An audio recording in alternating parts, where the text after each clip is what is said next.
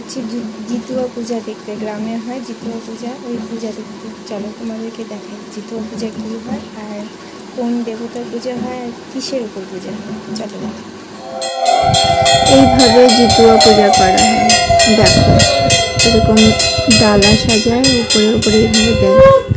বাড়িতেই এরা পুজো করে, পুরোহিত ছাড়া। উপরে ছাতা, ডালা সাজানো।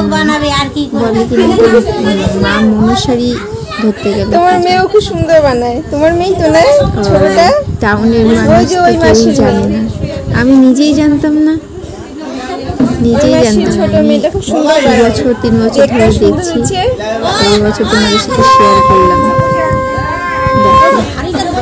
গ্রামের প্রায় সকলে, কয়েকটা বউ, পাড়ার কয়েকটা বউ মিলে এক বাড়িতেই পুজো দেয়। এক এক করে এক একজন আসবে আর পুজো দেবে। এক এক করে একজন করে আসে আর পুজো দেয় নিজের হাতে।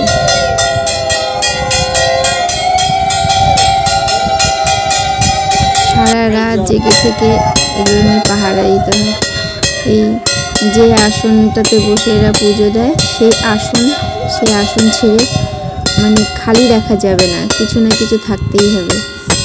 কিছু না কিছু বলতে মনে করো কেউ যদি জেগে না থাকতে পারে, তাহলে ওর জায়গাতে একটা পাটকাঠি রেখে দিয়ে সরবে। দেখতে পাচ্ছ হাঁড়ি, ওই হাঁড়ির প্রদীপটা সারা রাতই জ্বলবে, নিভানো যাবে না।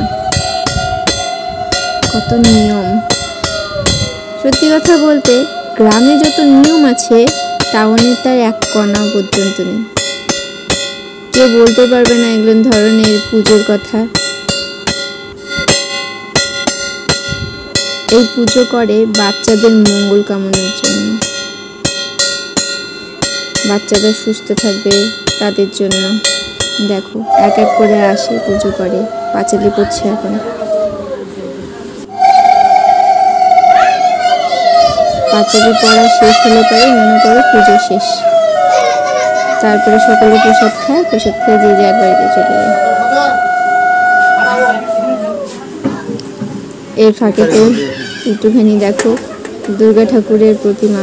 মাঝে মাঝে এরকম এন্টারটেনমেন্ট দেওয়ার জন্য যে ছৌ নাচের মতন কিছু, ছৌ নাচের মতো বলছি, মানে বিভিন্ন রকমের রূপ সেজে আসে একটুখানি, এসে জাগরণ করে। জাগরণ বলতে জাগে তো সবার বাড়ি বাড়ি গিয়ে ঘুরে ঘুরে, তাদেরকেও যাতে বোর না হয় সেই কারণের জন্য ঘুরে বেড়ায় নিজেরাও।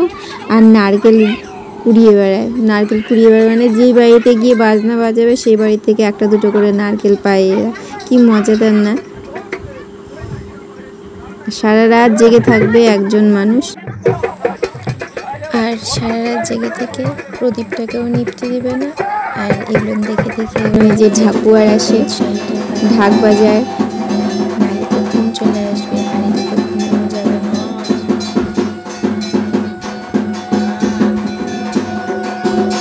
সকালবেলা হবে, পুজো দেবে, পুজো দিয়ে তারপরে সব ডালা ভাঙবে, ডালা উঠাবে, তারপরে কিছু ডালা জলে দিয়ে দেয়, প্রসাদ বিতরণ করে। সেই সময়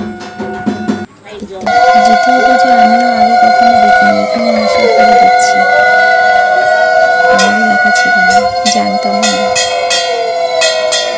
বলে কি না এটা খুব জাগ্রত পূজা। যাই হোক, মা মাথায় থাকুক, আমি তো করি না কিন্তু অবহেলা করি। জয় মা, সকলের মঙ্গল করো, সকলকে ভালো রেখো।